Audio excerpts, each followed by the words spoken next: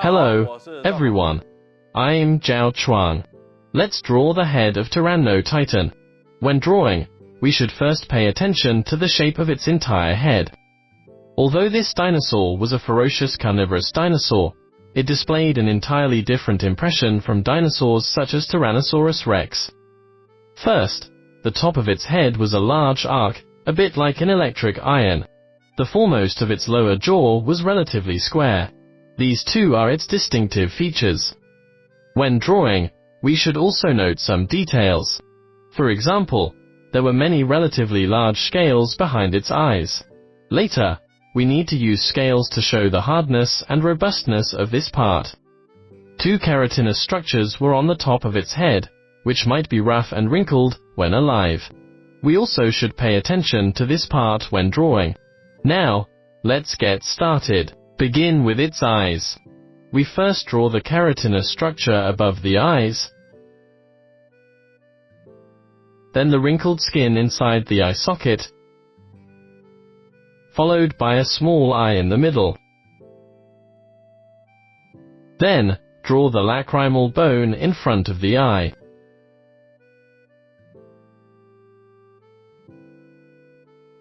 Behind the eye, we can draw some surface structures made up of large scales atop the post-orbital bone.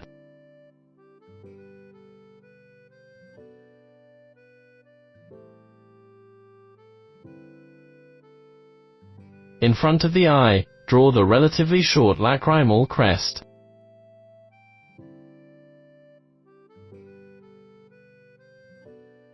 Then, let's draw the very large arched top of the head formed by the nasal bones.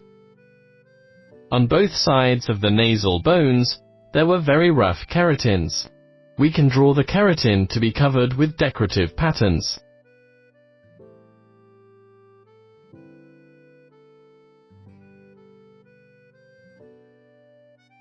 This part above the eye also had a keratinous structure, which might extend to the back of the head.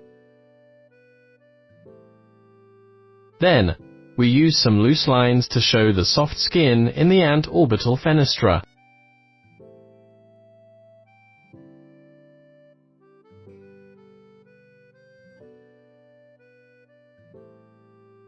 Draw the jugal bone below the eye at this position,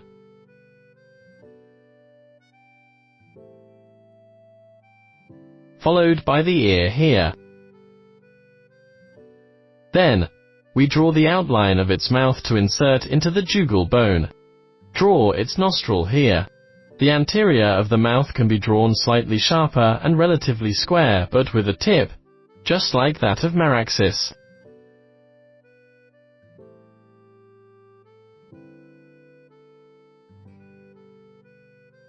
Then, let's draw its teeth.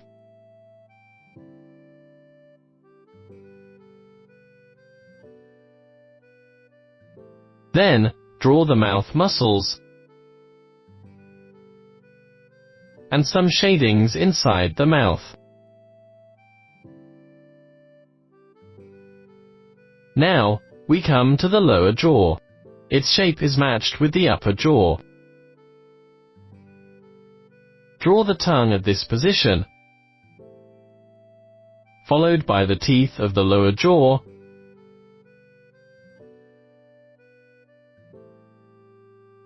then the teeth on the other side.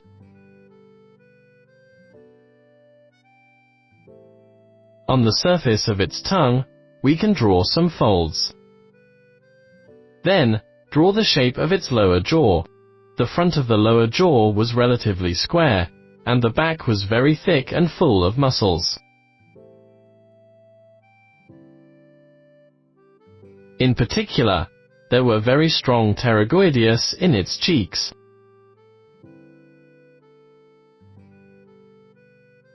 Muscles were extending backward from this part of the skull. On the lateral side was the robust longus cervicis.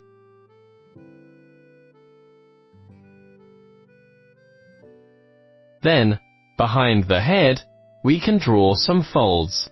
This frequently bent part might have more wrinkles. Below is the throat. We can make this part larger, giving it a look that can swallow large chunks of meat. Then, we draw a pretty developed arched structure on the top of the head to make this part very powerful. On the mouth, let's draw some large scales. Like other members of the Gigantosaurini tribe, this part of the Tyrannotitan skull also displays many patterns, indicating it might have had a robust surface structure when it was alive.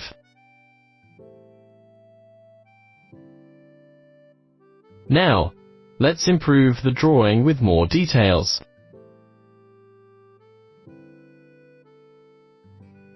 We can draw the shading strokes. In some places, we can present a feeling of many scales, and use dotted lines to draw the shading.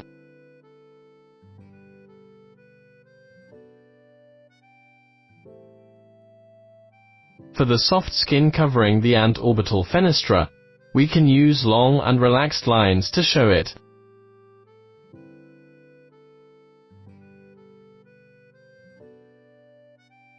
We can add some structural lines to the neck.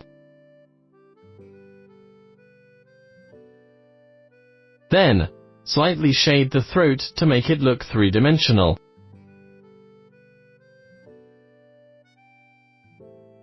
On the lower jaw, we can use some relatively neatly arranged dots to show rows of scales.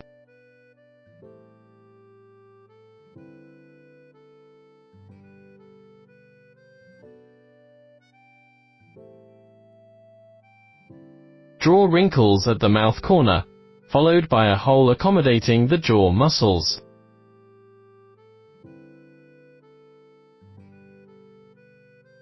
Good. Like this, we've finished drawing the head of Tyrannotitan.